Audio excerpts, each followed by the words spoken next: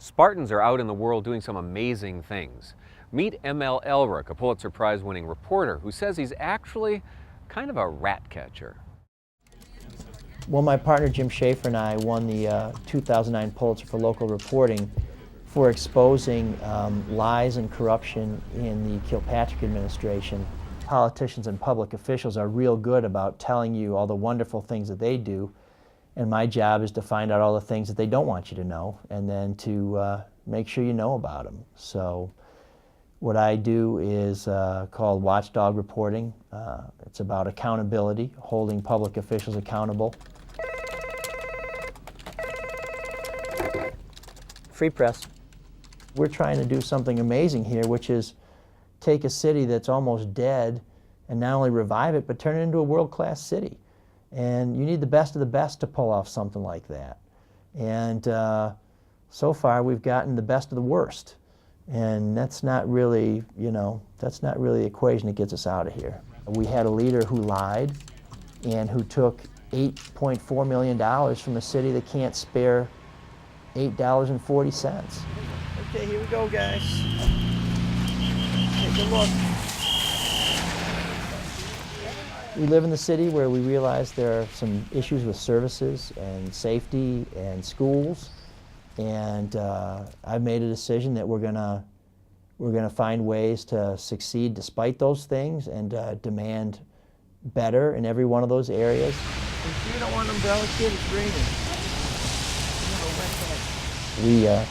We live 4 houses down from St. Clair School, which is a Catholic school in our neighborhood.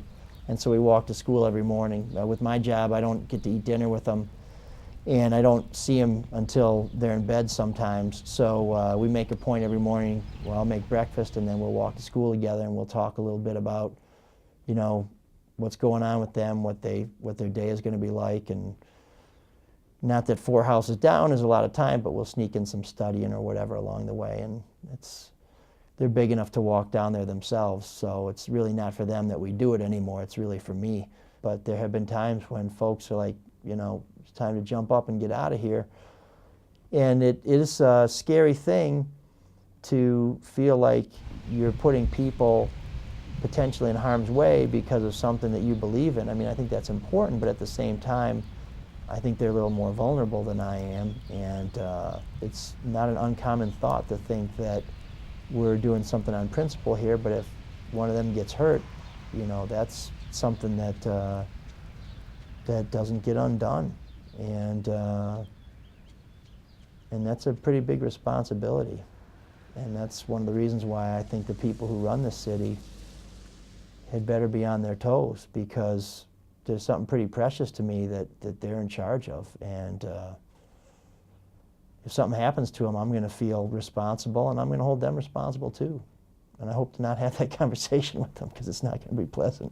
Sometimes it does feel like you're on an ice floe that's heading south, and it is shrinking, but our neighborhood is weathering it pretty well. If you're going to clean up a bad neighborhood, they tend to be infested with vermin, so it's good to have a rat catcher, and I think that's what we do. I mean, we look in the dark places. Whether you succeed or fail is up to you, because, who's got more at stake than you do? And if there's something at any place you don't like, you should get up and try and change it. I mean, I was virtually unanimously elected editor-in-chief of the State News by my peers, only to find out that the board of directors had decided to unanimously elect the current editor's boyfriend. And, a lot of people could have said, what a drag, but I went out and started my own paper with some friends of mine. And we had people who volunteered their time and effort to work for us, to sell ads, to write stories, to make art, to take photographs. And if you're going to find a lot of people like that, and you need a lot of people to do something like that, you got to have a pretty big place, And I think that Michigan State, there were a lot of people who were willing to try things. And if they didn't like them, there are a lot of other things to try. And if they did like them, they stuck with them. I thought that was great. I'm still grateful to those people. Getting into Michigan State has never been easy, and it's harder than ever before. So the fact that you can call yourself a Spartan is already an accomplishment. I mean, there's already something right there for you to say, you know what, I've already done one really great thing. And I think that you find that once you've done one thing that you're really proud of, you enjoy that feeling, you want to feel it again, and you feel that you've done something important, so maybe you can do something else important, or maybe you can do something more important. And I think becoming a Spartan is important and really matters.